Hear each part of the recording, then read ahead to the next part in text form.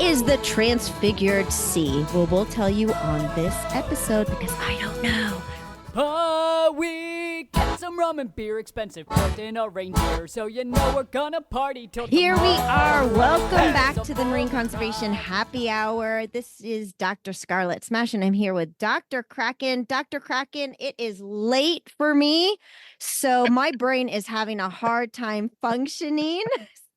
I know that you're a lot better in the evening, but thank goodness Sally Hunter, our guest, is going to have someone who is actually thinking. So she's going to be relying on you, Dr. Kraken. So Sally Ann here is actually calling through from Australia. So Yes, we've been it's morning trying time to for her. trying to organize the time zones here.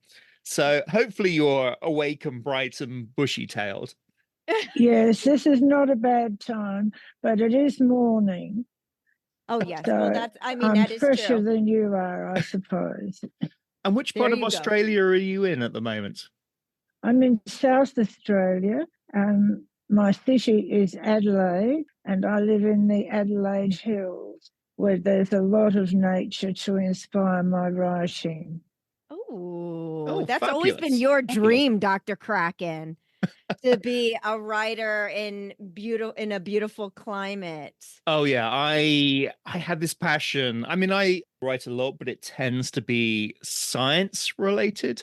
So I do want to sometime write something that is, well, maybe science adjacent, but something that is a bit more creative than a scientific paper or report or something like that. So something that gets this sort of emotional side of the oceans down on paper.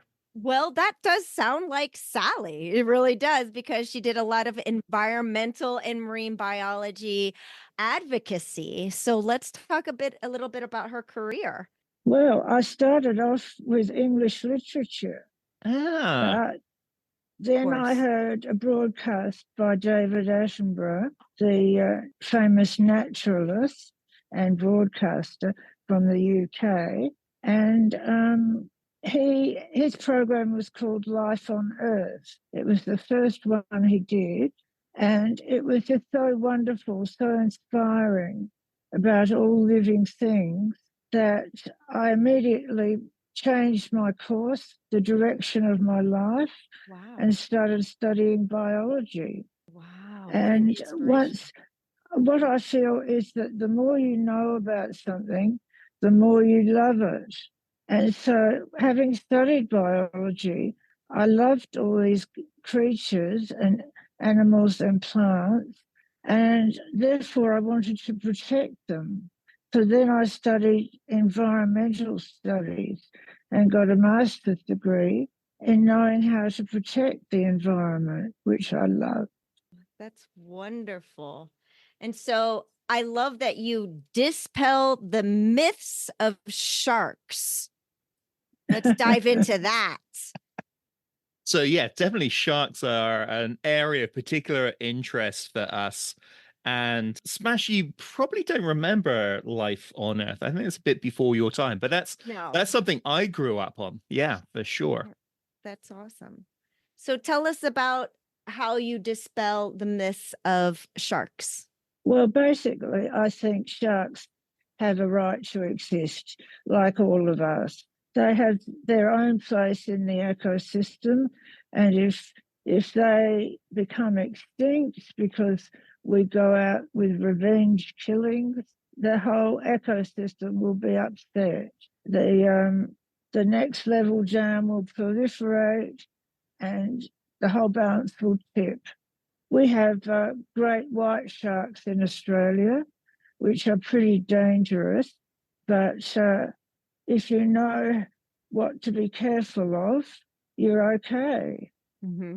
You just swim between the lines, and the life boys and girls will look out for you and let you know if there is a shark around, and you just get out of the water straight away. The whale sharks, the big ones, they are benevolent. They don't eat humans or anything big. Whale sharks weigh as much as 3 elephants.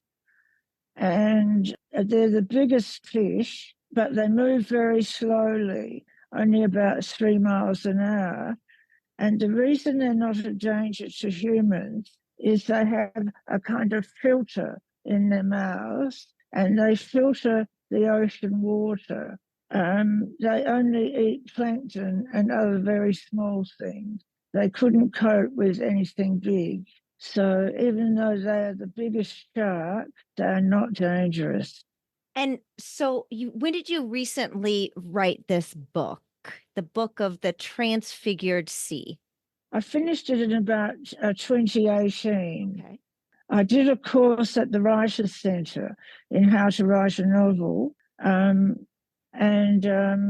That took my idea, which was in a short story, and I developed it into a novel, but a lot of editing and revising was necessary, as it always is. And so it was about 2018, I think, when I finally finished it. And then it took a while. It didn't take long for the publisher to say yes, but it took a while for them to actually publish it. And so it was actually published on the 31st of October, 2022. So just after COVID. So it took about 4 years to get it published. But how many publishers did you have to go before you got one accepted? Because I hear all these horror stories of people asking 20, 30 publishers before they are successful, if they are successful. Yes, I've heard those stories too.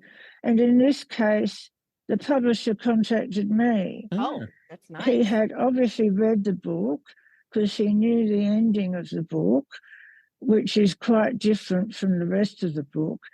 The ending is where the transfiguration takes place.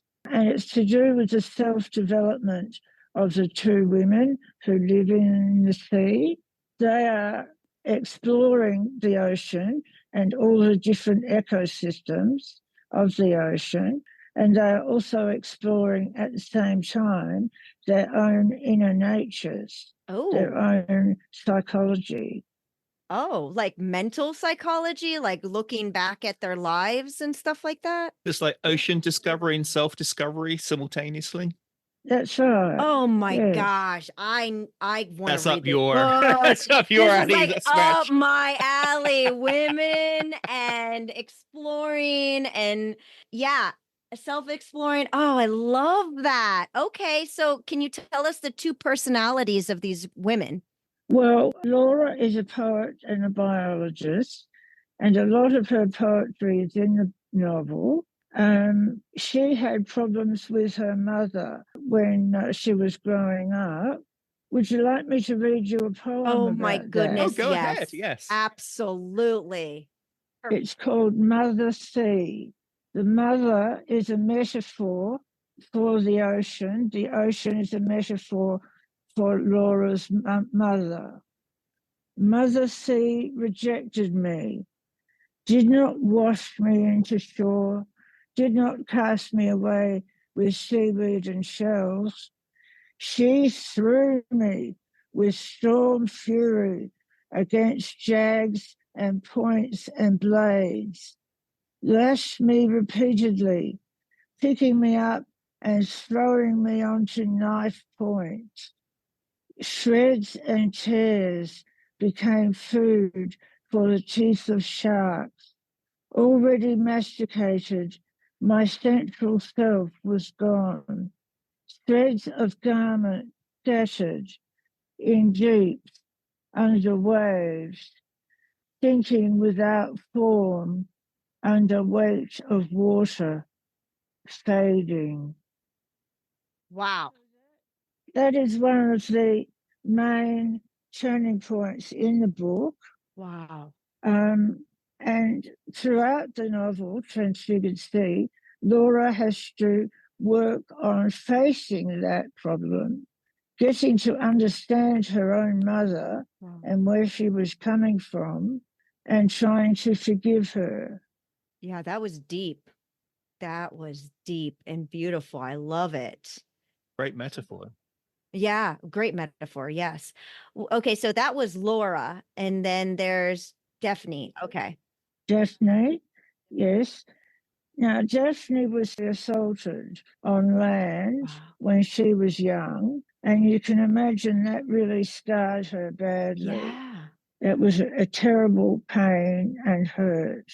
And even now, in the beginning of the book, she will cry for no apparent reason. Yeah, makes sense. Because she's just so hurt. Yeah. And what happens towards the end of the book, she is nurtured and nourished by these sea nymphs. The sea nymphs are called Nereids, and they are happy, laughing, and dancing Nereids. They are benevolent to anyone in the ocean who needs protection. They can see that Daphne needs help, and they massage her, and they feed her food and drink that is good and healthy.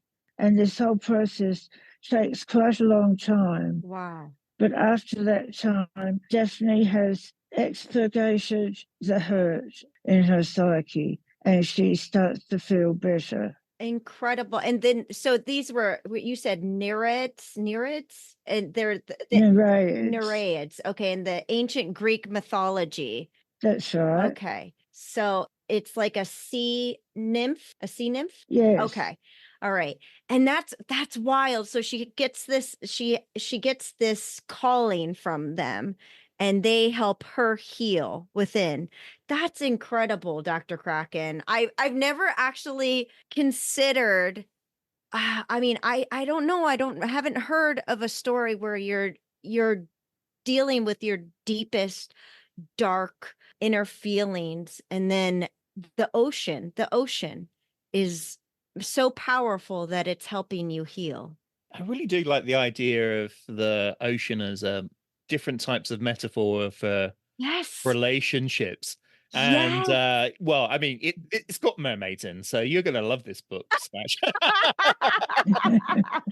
Mindful mermaids. Totally up Yes. your alley. Yes. Okay. So transfigured, that basically means that they're changing their figures, right? From the past to the future. Oh, yes, that's true. Transfiguration means a total change, a complete change into something more beautiful and spiritual. Oh, that's lovely. That's lovely. I'm into it. I'm not going to give away the end. No, Yes, don't no do it. spoilers. Don't do it. No spoilers. No spoilers. But I will. I do want to ask a few more questions. So Martha, who's Martha? Well, I had different names for the women at one point. Oh. But the reason I chose Laura and Daphne was again because of an ancient Greek myth. In this myth, the god Apollo is a bit of a sleaze. He's a ladies' man, but he won't keep his hands in his pockets. He's touching. And the women don't really like that, especially Daphne doesn't. He's not her type at all. And she tries to push him away. That doesn't do any good. She tries to run away, and he chases her. The only way she can escape him is by changing into a laurel bush. And she does that, and she's safe. Wow. And there you have Daphne and Laura, the laurel bush. Quite a few Greek legends as well of people trying to escape the gods by turning into dolphins and things like that, and turning into seawater. The Greek gods and the Roman gods, you know, you really wouldn't want to meet them in a party or a dark alley for most of them. No, I don't think so. And Zeus, the king of the gods, was worse than any of the others. Oh yeah, Zeus was absolutely appalling, and Poseidon as well. They're always harassing poor sea nymphs and mortal women, and Oh, okay. So they're they're awful. toxic They're masculine. toxic masculinity, absolutely. Oh, yuck. Well, that's definitely not how they were portrayed in the Disney movie. No. Or Percy Jackson, I think you get an idea about how some of them can be pretty awful. Yeah. But you can see why Athena had to have a shield and a spear, these Mhm. are her toxic male family members. Yeah, she's gonna beat them up. I have one last question. I know we have to wrap up, Sally, but I have to know. I'm really into this story now about these two women and their healing process. But you mentioned Mother Sea is a whisper of emotions and a memory of intuition. Can you dive into that a little bit more? I feel like it's definitely corresponding to what these two women are dealing with. Well, I wrote that because I think spirituality is something that you just catch out of the corner of your eye. Oh, And you often can't put it into words. And if you try, it's full of words like ineffable, because it's just beyond words, really. And there are lots of poems in the book where I try to put it in words. And the ocean inspires me, or inspired Laura, to write these poems. wow. That's incredible. I'm just going to say it right now. I know this book is so incredible. I can't wait to read it. I feel like I'm going to get some inspiration by it through each chapter. That's wonderful. Now, you written another book before, correct? Oh, yes, I wrote a biography of a chap with Parkinson's who had a surgery called deep brain stimulation, which gave him his life back, basically. And he had to be awake for most of the operation. Of course, they gave him painkillers and sedation, but he had to be awake so that they knew they had put the wires into the right part of his brain. Right. That makes sense. Wow. Another great, amazing book. And it was a very big thing for him, but he was prepared to do it so that he could live again, have a normal life with his wife. Love it. I love it. Well, Sally, this has been a pleasure. Just so again, for everyone, find Sally Ann Hunter. She's a biologist, an environmental policy officer, and has published multiple books. This one is on my list, definitely Transfigured Sea. And should give you my website. It's sallyannhunter.com. Perfect. That's wonderful. And everyone can order your book on Amazon, correct? Yes, that's right. Or they can get it off my website. Okay, that sounds lovely. This has been such a pleasure.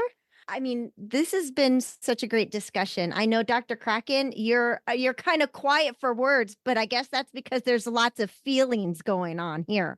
You know what I mean? You're very British. Sorry, no, I actually muted because with the election, we've got the phone ringing every 5 minutes with pollsters. Okay. No, I just figured it was because you're very British and you don't like to express your emotions. No, the Brits, we take our emotions and you're supposed to crush them up and tuck them away deep inside of yourself. Yeah. And then you have to go through the experience that Laura and Daphne go through, okay, with the sea. Sally, thank you again so much for reaching out and coming on the show. Thank you for having me. I'm very pleased to be here. And for everyone that's listening, I hope you enjoyed this episode. And thank you so much for being part of the Marine Conservation Happy Hour crew. Hey, Marine Conservation Happy Hour crew, don't forget to hit subscribe and follow us for future episodes. And also refer us. We'd love it. We would also like to hear from you, so please contact us on social media, or you can email us about a topic that you're interested in hearing about. If you're interested in sponsoring this podcast, or you would like us to come visit your science facility and do a live episode, email us at info@absolutelysmashingllc.com. This podcast was edited and produced by Absolutely Smashing. The music is produced by Jolly Shore Leave. Thank you again for listening, and we couldn't do this without you. Thank you so much for being part of the Marine Conservation Happy Hour crew.